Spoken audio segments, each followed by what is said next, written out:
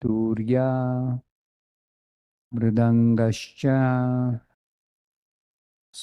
Mridangascha, Shankhaturya Mridangascha, Neduhu Dundubhayaha, Samam, Nedurdundubhayas Samam, Prayana, Prakrame, Tata, Prayana Prakrame Tata,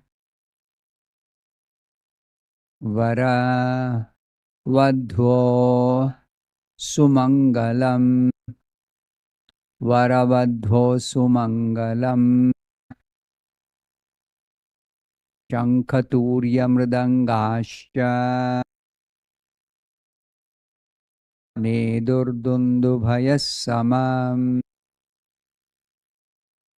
Prayana Prakrame Tata, Varavadho Sumangalam,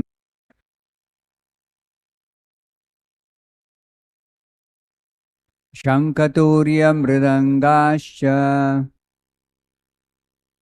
Nedurdundubhayas Samam, Prayana Prakrame Tata, Varavadho Sumangalam, Shankhaturya Mridangascha, Nedurdundubhayas Samam, Prayana Prakrame Tata, Varavadho Sumangalam, Shankhaturya Mridangascha, Nedurdundubhayas Samam, Prayana Prakrame Tata, Varavadho Sumangalam. Shankha, conch shells, Turya, bugles, Mridangaha, drums, Cha, also, Neduhu, vibrated, Dundubhayaha, kettle drums, Samam, in concert, Prayana Prakrame, at the time of departure, Tata, O beloved son. Tata we generally use for grandfather. So Tata doesn't mean grandfather or son or any such relationship. It just means somebody who's very, very dear. Very dear. That is the meaning of the word Tata. That's why here Prabhupada says Tata means O beloved son, O beloved one. That's the sense in which it is said. Varavadho, of the bridegroom and the bride. Sumangalam, for the purpose of their auspicious departure. Translation by His Divine Grace A.C. Bhaktivedanta Swami Prabhupada. O beloved son, Maharaj Parikshit, when the bride and bridegroom were ready to start, conch shells, bugles, drums, and kettle drums all vibrated in concert for their auspicious departure. This is Shukadev Goswami speaking to Parikshit Maharaj. Shukadev Goswami is addressing Parikshit Maharaj very lovingly, Tata, oh dear one.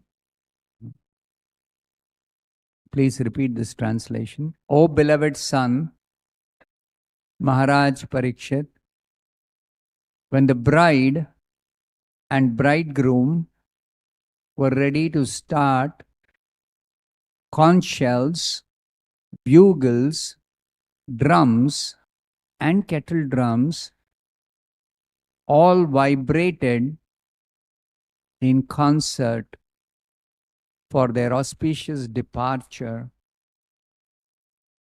Text 34. I'll read by myself. See the contrast between the two verses. 33 is talking about auspicious departure. The context is that Devaki is married to Vasudeva, and Devaka, her father, being very affectionate to his daughter, he gave a huge dowry consisting of 400 elephants, nicely decorated with golden garlands. This is the opulence of ancient Bharatvarsha. Elephants are decorated with golden garlands. Royal opulence. This is royal opulence. And he gave 10,000 horses, 1,800 chariots, 200 very beautiful young maidservants, fully decorated with ornaments. So this is the opulence of the royal order of the kings. So it's a very auspicious occasion. And to mark the auspicious occasion, there are so many nice musical instruments being sounded. Shankha, conch shells, turiya, bugles, mridanga, drums, and dundubhaya, kettle drums, different kinds of instruments, all being sounded in concert, very pleasing to hear. For the purpose of their auspicious departure. The daughter is being sent away from the father's house to the husband's house after marriage. So she may not feel so much separation from the parents. So the send off is a very, very warm, loving departure for the bride to the bridegroom's house. Vadavadho sumangalam. Now the contrasting situation, immediately the next verse describes what happened. Pathi pragrahinam kamsam abhashya aha asharirvak asyastvam ashtamo garbho hanta yam vahase abudha. The meaning is, translation and purport by Srila Prabhupada. While Kamsa, controlling the reins of the horses, was driving the chariot. Kamsa is the brother of Devaki, affectionate brother. He personally is driving the chariot. He wants to accompany his sister so that she may not so much feel alone going to a new place. So he is accompanying his sister, and not only he is accompanying, he is personally driving the chariot. He has taken charge of controlling the reins of the horses. He was driving the chariot. Along the way, an unembodied voice addressed Kamsa. You foolish rascal. Abudha. Abudha means foolish rascal. The eighth child of the woman you are carrying means in the chariot, is driving, will kill you. Such an auspicious occasion, and suddenly there is an unembodied voice. Means who's speaking cannot be ascertained. Somebody is speaking. Prabhupada explains in the purport what is the actual situation. In detail, he explains. Repeat this translation to get the context very clearly.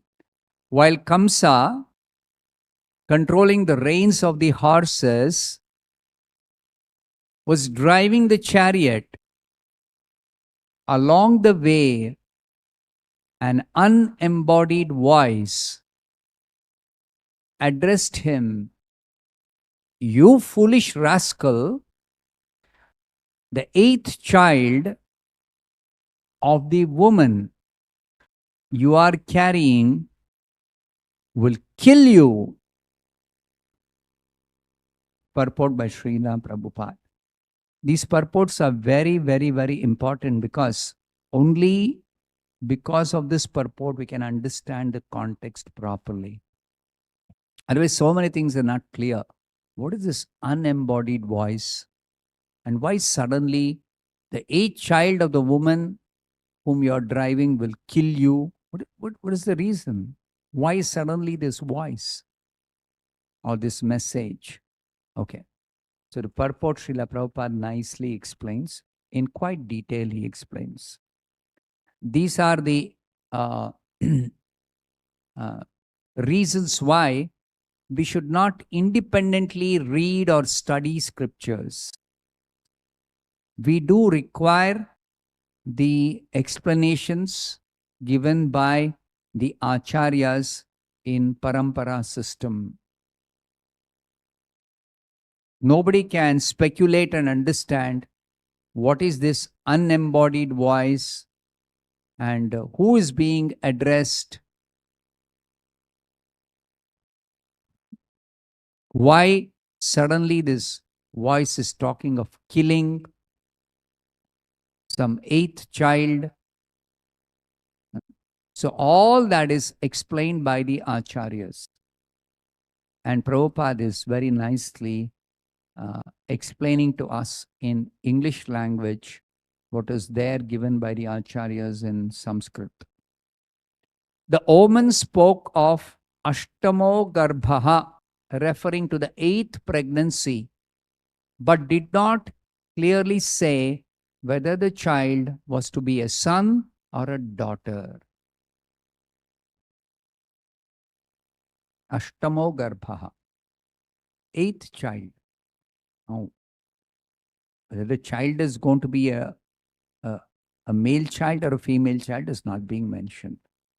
Even if Kamsa were to see that the eighth child of Devaki was a daughter, he should have no doubt that the eighth child was to kill him. Because the turn of events, you might have heard earlier the story that Kamsa came to know that the eighth child is born, and he comes and sees the child happens to be a female child, a daughter, not a son. So even if the eighth child of Devaki was a daughter, Kamsa should not have any doubt that this child, eighth child, will be the cause of his death, was meant to kill him. How, why, nothing is known to Kamsa. According to the Vishwakosha dictionary, the word Garbha means embryo and also Arbhaka or child. Garbha is generally used for embryo, but there is a second meaning. And these meanings are given in authoritative dictionaries. These dictionaries are not some human creation. Entirety of the Vedas is apaurusheya. It is not given by any human being. It is given by the Supreme Lord Himself. Tene Brahma Hridaya Adi Kavaye. So Vishwakosha is also a dictionary giving the different meanings in different contexts which are used in the Vedas, in the scriptures, the Vedic literature. So two meanings, both of which are applicable here. Embryo, so the child. Arbhaka, Arbhaka means the child. Embryo and child, both meanings are there for the word Garbha. Kamsa was affectionate toward his sister, and therefore he had become the chariot driver to carry her and his brother-in-law to their home.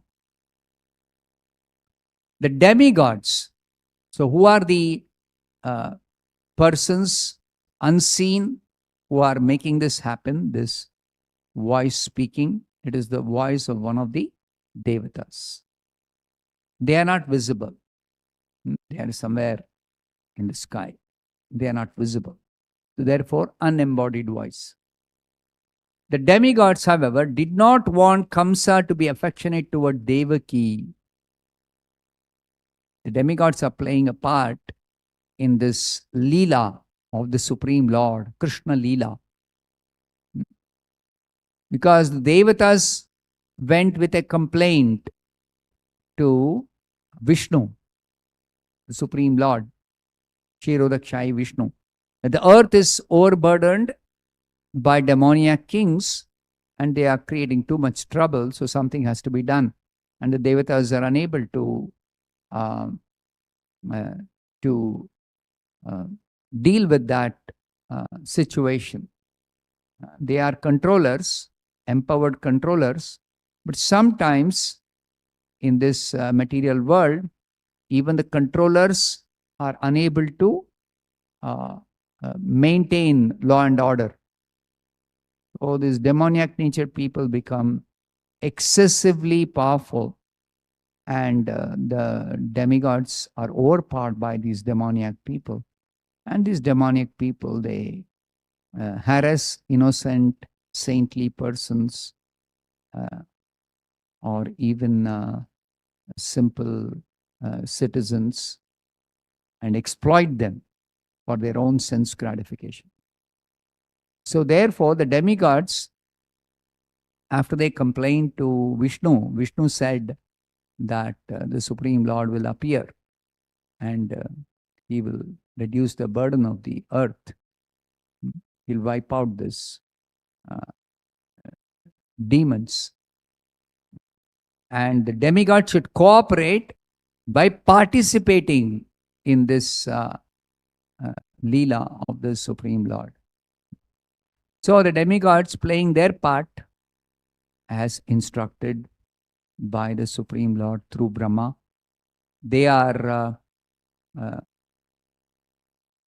creating the situation for the Lord's appearance. The Lord himself will appear as the eighth son of Devaki. And the Devatas don't want Kamsa to be affectionate to Devaki. To accelerate the descent of the Lord. The demigods are very anxious. Krishna should immediately come and set right the situation. So, to accelerate the descent of the Lord, they are making Kamsa behave very cruel way towards Devaki.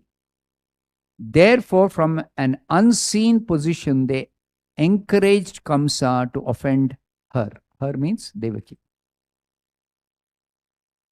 Moreover, the 6 sons of Marichi had been cursed to take birth from the womb of Devaki.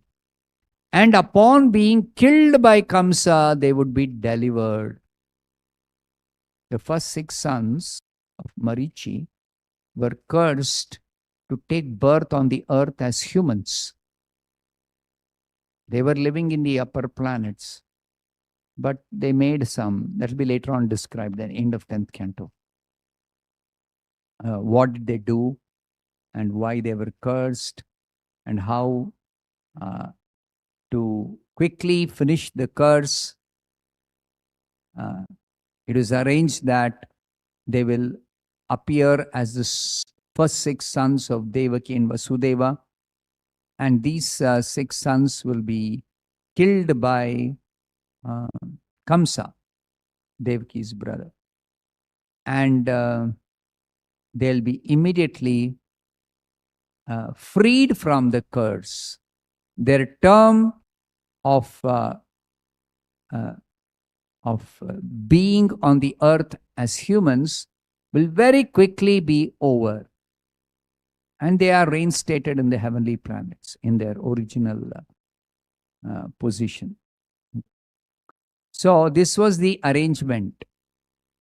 When Devaki understood that Kamsa would be killed by the Supreme Personality of Godhead who would appear from her womb, she felt great joy The word Vahase is also significant.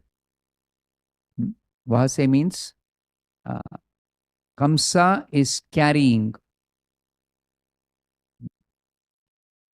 Whom is he carrying? It indicates that the ominous vibration condemned Kamsa for acting just like a beast of burden by carrying his enemy's mother. Ashtamo Garbha will kill Kamsa. Who is that Ashtamo Garbha? That is the very woman who will give birth to the enemy of Kamsa. Enemy of Kamsa because the eighth child will be the cause of death for Kamsa. Therefore, the enemy of Kamsa. So, Kamsa is such a foolish person. Very affectionately, he is carrying the very woman whose eighth child will be the cause of his death in the near future. So, Vahase is significant because it indicates Kamsa being condemned by that unembodied voice for acting just like a beast of burden by carrying his enemy's mother. Thus ends the Bhaktivedanta purport. Om Ajnana Timirandhasya Jnananjana Shalakaya Chakshurunmilitam Yena Tasmai Shri Gurave Namaha. Nama Om Vishnu Padaya Krishna Presthaya Bhutale Srimate Bhaktivedanta Swaminiti Namine. Namaste Saraswate Deve Gauravani Pracharine Nirvishesha Shunyavadi Paschatya Deshatarine. Jaya Shri Krishna Chaitanya Prabhu Nityananda Shri Advaita Gadadhara Srivasadi Gaura Bhakta Vrinda. Hare Krishna Krishna Krishna Hare Hare, Hare Rama Rama Rama Hare Hare. Shukadev Goswami is describing the details of the events leading to the appearance of Krishna. As I mentioned earlier, the third chapter of the 10th canto will describe the actual birth of Krishna, but the first two chapters describe the events leading to the birth of Krishna. Extraordinary events. These are not just ordinary stories, as people think. Puranas means Bhagavata Purana. So some mythology, some fictitious stories, some imaginary stories. Maybe they communicate some nice, good moral messages, but they are not real. This is the understanding of some philosophers, even Vedic scholars. They argue that Puranas are not important. They don't accept Puranas as Vedic evidence. A whole class of philosophers. And they are very prominent in modern times. Somehow, because it's Kali Yuga, these philosophers who are not having proper authority, they are able to spread their philosophy all over the world. When Prabhupada went to America and he started this Krishna consciousness movement, ISKCON movement, and he wrote books, and his disciples worked very hard to publish them. And then Prabhupada instructed his disciples, go and place these books in the libraries of the universities which are teaching Indology. Indology means the subject which studies Eastern philosophy from the Eastern world, especially India. And therefore, I think it's called Indology. And Prabhupada's books were directly opposite of what was the philosophy that was very, very prominent in those universities in the Indology department. These Indology departments mostly study Buddhism and Hinduism. Buddhism, according to some philosophy which is coming mostly from the Far East, especially China and some other countries. And Hinduism from India, particularly the impersonal philosophy. And added to that some atheistic philosophies also. Atheistic philosophies. So that was very, very prominent before Prabhupada's books were placed in the libraries, and some scholars seriously started studying Prabhupada's presentation of the Vedic philosophy, the Vaishnava philosophy. So, according to the Vaishnava philosophy, Puranas are Vedic literature. This is the authoritative statement of Srila Madhvacharya, one of the Vaishnava acharyas. Vede Ramayane Chaiva Bharate, something like that, Puranas. The Mahabharata, the Puranas, the Itihasas, that is the Mahabharata and the Ramayana, the Dharma Shastras, all this Smriti literature, what is classified as Smriti literature. The Vedic scholars, they classify the entire Vedic literature into two major divisions: the Shruti literature and the Smriti literature. Shruti literature is the original Vedas coming down in human society from the beginning of creation. So it is called, just called the Vedas, and they are also considered the original Vedas because they are there since the beginning of creation, and they are not writings of some humans or some created beings. They are just passed on as sound vibrations. In the beginning of the creation, Brahma was impregnated with the Vedic message through his medium of his heart. Tene Brahma Hridaya Adi Kavaye. This is the statement in the Bhagavatam. Brahma received the Vedic knowledge through the medium of his heart at the beginning of the creation. He was the first created being. He was created by Vishnu. And Brahma then disseminated that Vedic knowledge after he was enlightened and he realized that knowledge. He disseminated that knowledge to his descendants, his sons and disciples in the parampara system. And that knowledge is coming down in human society since the beginning of creation. And beginning of creation means we can't even trace back the time period in history. It runs into billions of years. One day of Brahma is some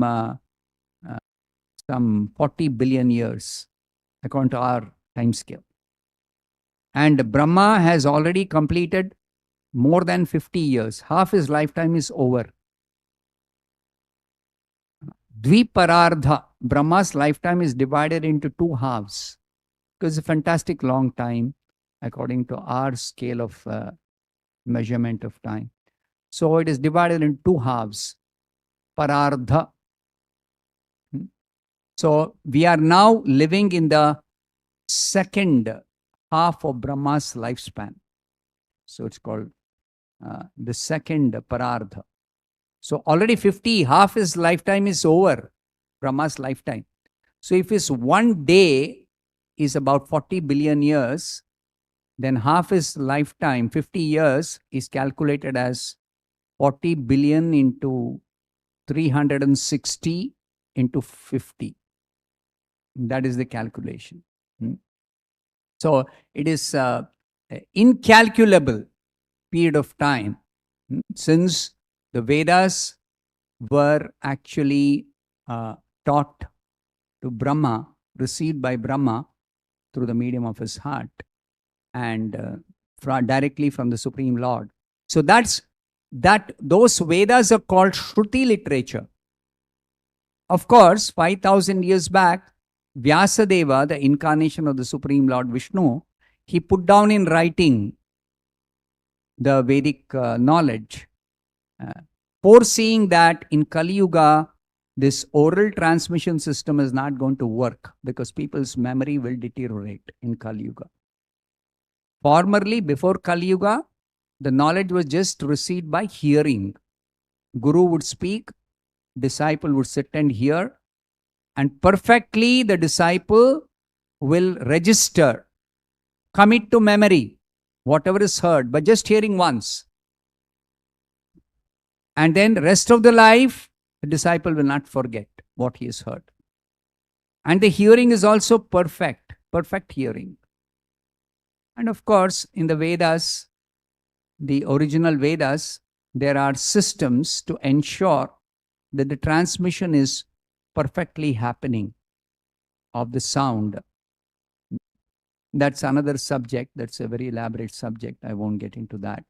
It's very interesting for those who are curious to know how it is perfectly preserved without any errors in transmission. But even that is going to fail in Kali Yuga simply because people's memory power is not adequate to remember perfectly all that they have heard and committed to memory. So reducing memory power in Kali Yuga is the reason why Vyasadeva, he put down the Vedas in writing. That is how we have now written manuscripts of the Vedic literature. And that is called Shruti, that which is heard and received, of course, now available in the form of written manuscripts and books. But formerly it was not there. There were no such manuscripts, not required. And the Smriti literature is later compositions by great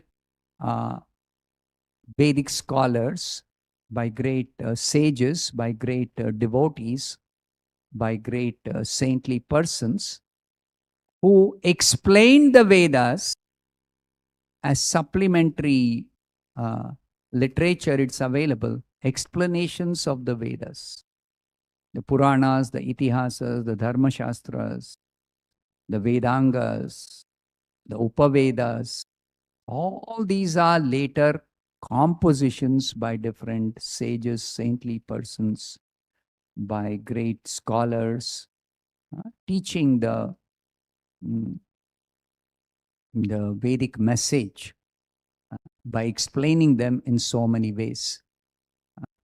So, the impersonalist philosophers, they don't accept the Smriti literature, the later compositions by the different, though the impersonalists study the explanations given by Shankaracharya, who is definitely one of the acharyas, one of the saints to appear later, after the creation. In fact, compared to the lifespan of Brahma, Shankaracharya is very recent personality. So Shankaracharya's works, they accept, the impersonalists. Some impersonalists, not all. Some impersonalists accept Shankaracharya's version. And some other impersonalists have their own version. Anyway, they have no authority to reject the Puranas. Because Shankaracharya himself has written a commentary on the Bhagavad Gita, which is a later creation. It is part of the Mahabharata. It's part of the Itihasa. Itihasas, they say, is mythology. But Shankaracharya himself has glorified the Bhagavad Gita in Gita Dhyana Shloka. His glorified Krishna, he accepts Krishna as the divine son of Devaki.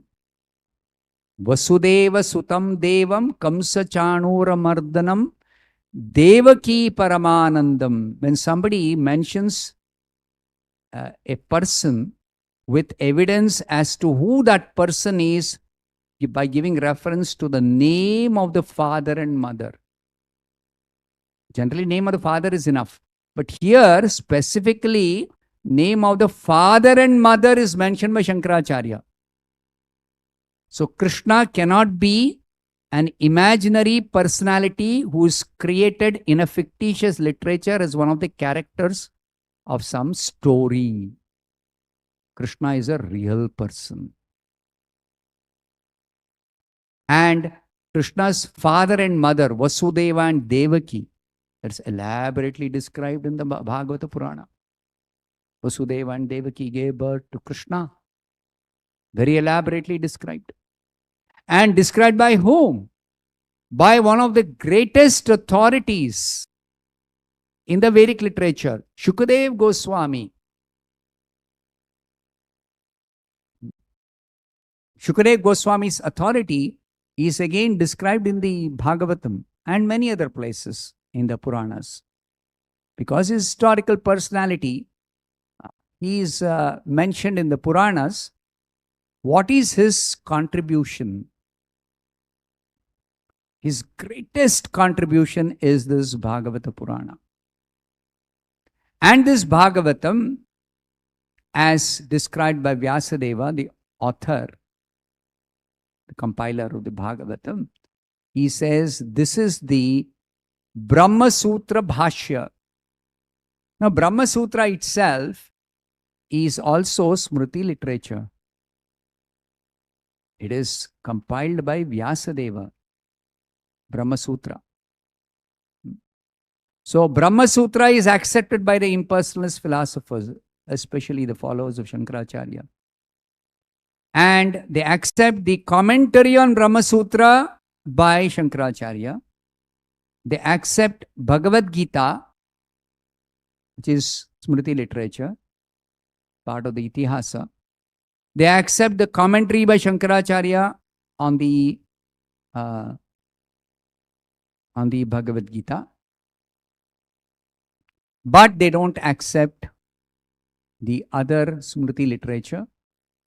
They don't accept the commentaries given by the Vaishnava Acharyas on the Brahma Sutra, or the commentaries given by the Vaishnava Acharyas on the Bhagavad Gita. So, this is the fallacy in the Indological studies before Prabhupada actually went to the West, went to America and wrote books, and they were placed in the libraries. When so many scholars started studying Prabhupada's books, and they got a totally different perspective of understanding the Vedic literature.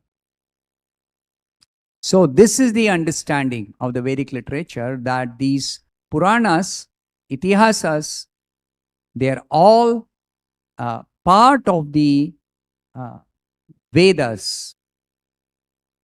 And these compositions are not some opinions expressed by some different individuals according to their own understanding, but it is actually the correct explanation of the Vedas given by the Supreme Lord, who is the source for both the Shruti and the Smriti literature. And it is the Supreme Lord who is the ultimate authority, who alone can actually enlighten us or explain to us about what is absolute truth. Because he himself is the absolute truth. So he himself explains everything in the Bhagavad Gita, in the Bhagavatam, in the Vedas. When in the Vedas it is said, some particular sage Upanishads are accepted as the Vedas, part of the original Vedas. Now, these Upanishads are actually sometimes conversations between a student and his teacher, just like the conversation between Yamaraj and one Nachiketa forms the text of the Kathopanishad. Now, this is also, in one sense, a Smriti literature, because it is a question answer or a philosophical discussion between Nachiketa and Yamaraj. That is acceptable to the impersonalist scholars. But when there's a discussion between Shukadev Goswami and Parikshit Maharaj about the absolute truth called the Bhagavatam, that they don't accept. No, this is all mythology. Nachiketa also is a historical personality. Yamaraj is a historical personality. Yamaraj is one of the Devatas. Nachiketa is the son of a king. So, this is the fallacy of the impersonalist philosophy.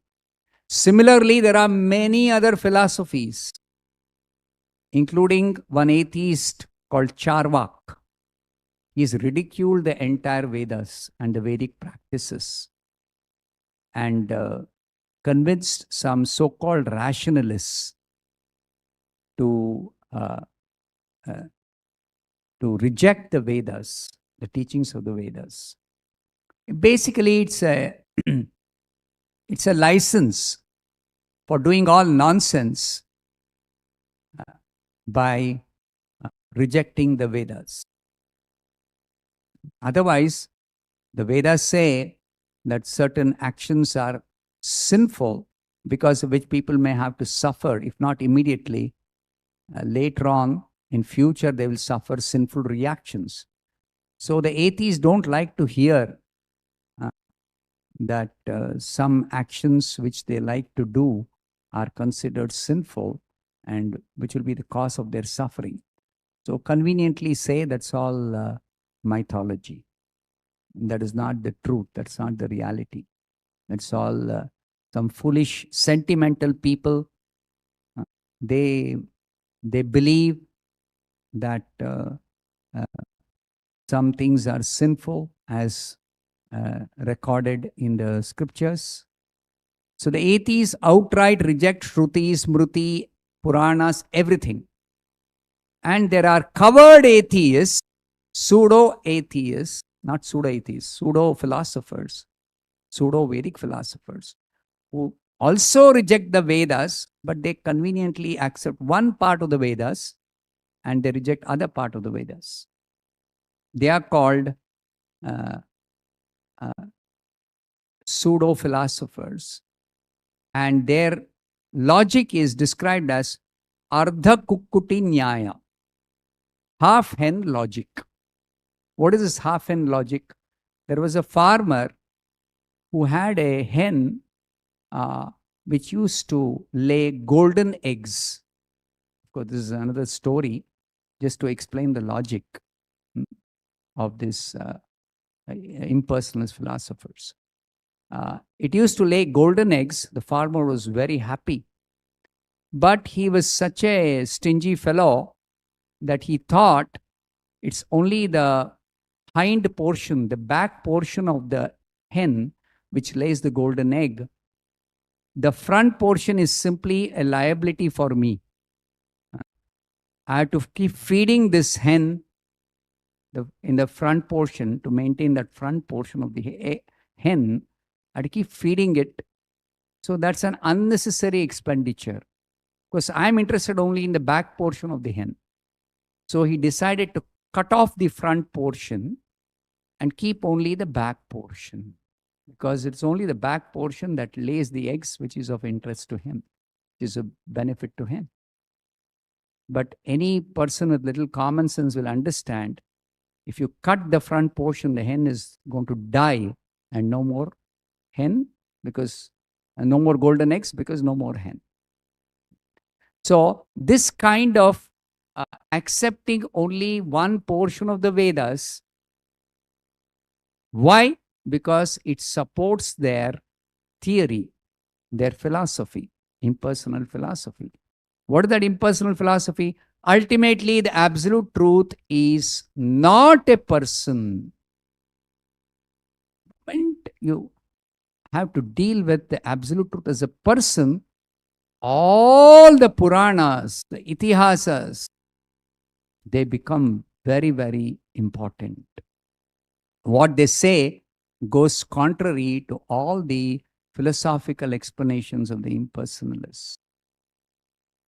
Even the Vedas, actually, they are interpreted by the impersonalists to suit their theory, impersonal theory. Because directly one of the Upanishads says, Brahmanyo Devaki Putro, Brahmanyo Madhusudano. Directly the name of the Supreme Lord as Madhusudana. And which Madhusudana? There are so many Madhusudanas, historical personalities. No, Devaki Putra. And he is the supreme Brahman, the absolute truth. Brahmanyo Devaki Putro, Brahmanyo Madhusudana. Brahmanyo Pundarikaksho. So, these statements again directly declare Krishna, the son of Devaki, is the absolute truth. Krishna is a person. No, but then they have to give a twist to this statement of the Upanishad and say, actually, this doesn't refer to the person Krishna. This refers to some impersonal concept called Brahman. Or there are so many other explanations which are all concoctions of what the real meaning is. So, Chaitanya Mahaprabhu points out that the impersonalists, they don't accept the direct meaning of the scriptures in trying to give a evidence for their impersonal philosophy or prove their impersonal understanding of the scriptures. They don't actually accept the direct meaning. They accept they have their own interpretation. Like even Bhagavad Gita, there are so many authors who translate the Bhagavad Gita and give their own explanation that is based on their interpretation. Just like one famous translator, he says the 5 Pandavas refers to the 5 senses in our body. The battlefield of Kurukshetra is the mind which is confused in your body. And Kauravas represent the evil thoughts, and Pandavas represent and good thoughts. Like that, so many interpretations, which means to say that Pandavas and Kauravas are not historical personalities. This is their explanation of Bhagavad Gita. Allegorical descriptions. So, this sort of interpretation, there are plenty. And that is very, very popular among the common people. Not until Prabhupada actually gave the real explanation, the parampara understanding, the authoritative descriptions of the real meaning of all these scriptures, the original Vedas, the Puranas, the Itihasas, all the Vedic literature. Why I'm saying all this is because in this purport, there is so much, so many facts given, which help us understand what is the context in which these events are being described. The whole Leela, Krishna Leela, has got lot of um, message, relevant message for us. The teachings are very, very important, significant. Every single incident, every single description, every single word of the Bhagavatam, 18,000 verses. Every single word is important. Ashtamo Garbhaha. It is not just eighth embryo, but eighth pregnancy, but it's the eighth child. The child will be responsible for the killing of Kamsa. So the significance is explained. Now, this is not Prabhupada's interpretation. That Prabhupada made it very clear. We are just presenting the parampara explanation. This parampara explanation is received from the Supreme Lord Krishna. All the Vaishnava Acharyas, they come in parampara. So they explain based on the explanation given by Krishna. And that also is supported by the statements of the Acharyas quoted from various sources, including the original Vedas. Now, whatever is said in the Puranas is not contrary to what is there in the Vedas, the original Vedas. The original Vedic statements are also often quoted by the Acharyas. It's like in the Bhagavatam itself, so many verses which appear are originally there in the Vedas themselves. Janmadyasya ataha, this is there in the Brahma Sutra, and that is the beginning of the Bhagavatam. Now, Brahma Sutra contains statements from the Upanishads in the sutra form, in the form of short aphorisms. So, like that, all the Vedic literature are in agreement about what is the ultimate understanding of the absolute truth, or what is the explanation of the ultimate reality. It's completely in agreement. There is no contradiction. But